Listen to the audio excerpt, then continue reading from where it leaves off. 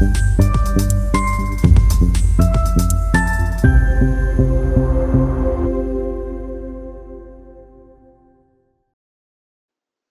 कसोधन वैश्य समाज गोंदिया द्वारा आयोजित भव्य पूजा महोत्सव कार्यक्रम 4 अगस्त 2025 को संपन्न हुआ, जिसमें श्री बागेश्वर बाबा की पूजा अर्चना करने के पश्चात स्टेज प्रोग्राम हुआ, जिसमें इंदौर मध्य प्रदेश में पधारे राष्ट्रीय अध्यक्ष श्री वीरेंद्र जी गुप्ता कार्यक्रम की अध्यक्षता करते हुए श्री शिव कुमार गुप्ता राष्ट्रीय महासचिव इंदौर मध्य प्रदेश, श्री संतोष गुप्ता पूर्व अध्यक्ष रायपुर श्री शिव कुमार गुप्ता वरिष्ठ उपाध्यक्ष रायपुर श्री नर्मदा प्रसाद गुप्ता राष्ट्रीय सचिव श्री रमेश गुप्ता महामंत्री इंदौर मध्य प्रदेश श्री बंसीलाल गुप्ता अध्यक्ष आयोजन प्रदर्शन समिति भावीपुर महाराष्ट्र प्रवेश श्रीमती संगीता गुप्ता अध्यक्ष महिला महाराष्ट्र प्रदेश श्री बुद्धि प्रकाश गुप्ता अध्यक्ष गोंदिया श्री गप्पू गुप्ता, इन सबकी उपस्थिति में उद्घाटन समारोह संपन्न हुआ।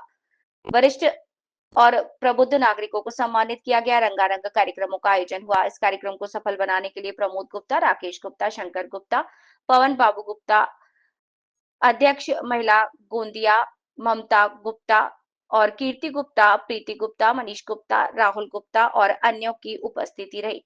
मंच संचालन ओम प्रकाश सहादेव गुप्ता गोंदिया ने किया। कई वर्षों से जो विवाद चल रहा था बागेश्वर भवन निर्माण समिति का, वह विवाद हम सभी जितने उस बागेश्वर निर्माण समिति के फाउंडर लोग और समाज के और दूसरे प्रमुख लोग सभी लोगों ने बैठ के इस विवाद को आज समाप्त करने के लिए एक चर्चा की और सबके विचारों से यह विवाद समाप्ति की ओर है। कुछ कार्य कार्रवाई बाकी है, चैरिटी कमिश्नर का विषय है, कुछ बोर्ड का विषय है। यह सब विषय हम आप सभी लोग यदि साथ में रहेंगे तो निश्चित रूप से आने वाले कुछ दिनों में यह जो विवाद था यह समाप्त हो जाएगा और बागेश्वर निर्माण समिति की तरफ से जो भवन खरीदा गया था वह 3 लाख रुपए में खरीदा गया था। उसके 2 साल के बाद में उसको 6.5 लाख रुपए में बिक्री की गई थी। उसमें से 6 लाख रुपए उन्होंने हमको दे चुके थे, 50,000 रुपये आज भी उनके तरफ बाकी थे। वह भवन जो मकान जो खरीदे थे हमने वह किसी कारणवश, लेकिन अभी सबकी सहमति से वह विवाद समाप्ति की ओर है। 6 लाख रुपये आए थे, उसको समाज के लोगों ने भवन निर्माण समिति के फाउंडर लोग थे, संस्थापक लोग थे, उन्होंने बैंक में डाल दिया था एफडी करने के लिए और उस एफडी के माध्यम से जो भी रकम अभी तक हुई होगी 20 लाख, 25 लाख, 30 लाख रुपए, वो 31 लाख रुपए और हमारे बैंक में जो पैसे वो मिला के अब इस प्रकार से ये किसी ने 11 लाख, किसी ने 5 लाख, किसी ने 3 लाख, किसी ने 2 लाख, ऐसा उस भवन निर्माण समिति के सहयोग करने की जो घोषणा की और सहयोग करेंगे, ऐसा ही सहयोग हमारे भी करना पड़ेगा, क्योंकि 50-60 लाख में भवन के लिए कहीं जगह नहीं आ सकते। रूप से शासन से हम भवन निर्माण के लिए निधि ले सकते हैं, लेकिन गवर्नमेंट के रूल में, शासन के रूल में जमीन खरीदने के लिए गवर्नमेंट पैसे नहीं दे सकती। जमीन तो हमको पूरी ताकत जो लगाना है, निर्माण के लिए बाद में सोचेंगे करना पड़ेगा चाहिए, क्योंकि जिस प्रकार से बागेश्वर भवन निर्माण समिति बनी थी और उस समय सभी दानियों के रूप में समाज को आर्थिक सहयोग करना चाहिए, यही बताया कि सबकी ये गलत है, हमें आपस में एक होकर रहना चाहिए। और आज हमारा ये विवाद समाप्त हुआ। मैं राष्ट्रीय कार्यकारिणी के सभी प्रमुख लोगों को धन्यवाद देता हूँ। भवन बनाने के लिए करेंगे, यही मैं उनसे निवेदन करता हूँ। कोई भी आवश्यकता हो तो उसमें ध्यान दें और उसके विचार विमर्श करके समाज का भला कर सकें। ऐसे समाज में जहाँ आप जैसे लोग संगठित होकर समाज की एक विचारधारा और एक साथ मजबूती स्थिति में समाज को नया रूप देते हैं, इसमें समाज संगठित होता है। ऐसा ही उदाहरण दुर्ग समाज में हमारे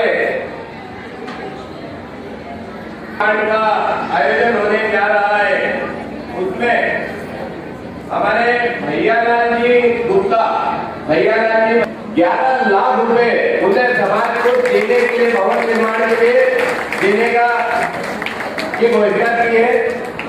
इसी प्रकार से हनुमान लाला परिवार दुर्ग ने भी 5 लाख रुपए देने की घोषणा कर रही है भवन निर्माण में।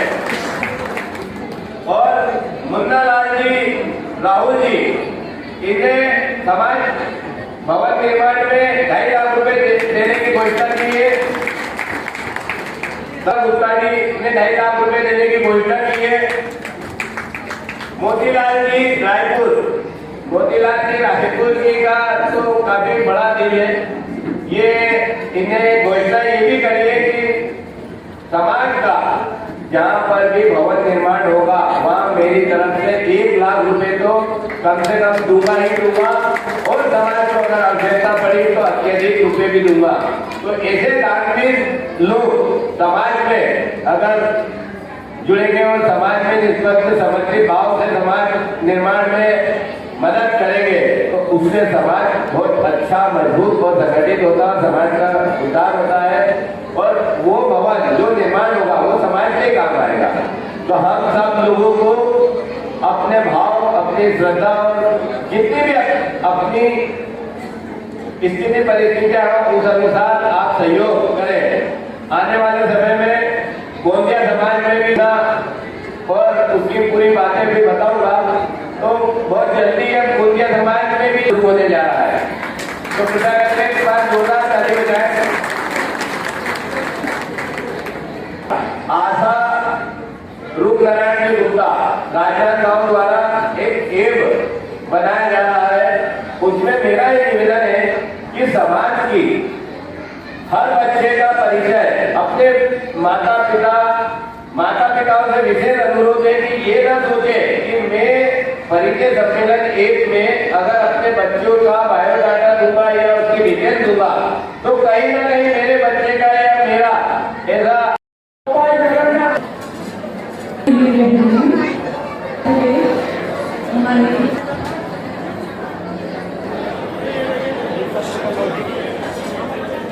वहाँ पे हमें संतोष गुप्ता जी राष्ट्रीय अध्यक्ष माननीय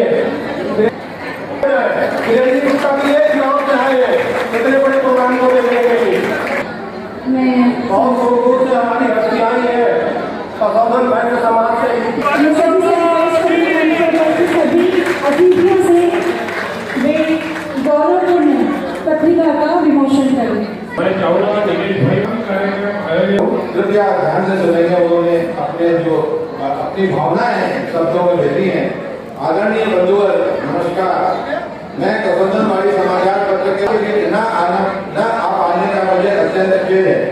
मैं तो यही चाहता था कि इस सुखद घड़ी में आप सबके लिए मिलकर इस क्षण का साक्षी बनूं, परंतु आवश्यक कार्यक्रम उपस्थित नहीं हो सका। फिर भी मेरा विजय आपके साथ है। यह समाचार पत्र केवल कागज पर छपे शब्द नहीं बल्कि हमारे समाज के सपनों, आकांक्षाओं और उज्जवल भविष्य का जीवन प्रतीक है।